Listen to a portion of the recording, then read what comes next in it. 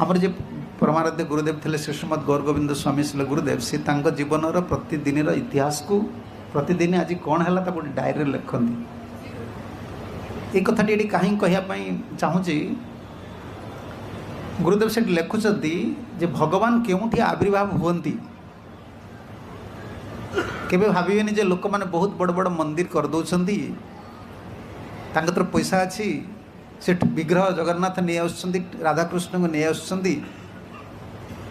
जे सेठी भगवान अच्छा नहीं भगवान सब समस्त सब जगह रही जमी धनी लोकर बहु जगार फ्लाट रही गाँव भी फ्लाट अच्छी सिटी भी फ्लाट अच्छी पुअर भी फ्लाट अच्छी स्त्री भी फ्लाट अच्छी कि धनी लोक सब आड़े रही तार जो जमीब जो देखिए स्नेह ममता मिलूँ से रही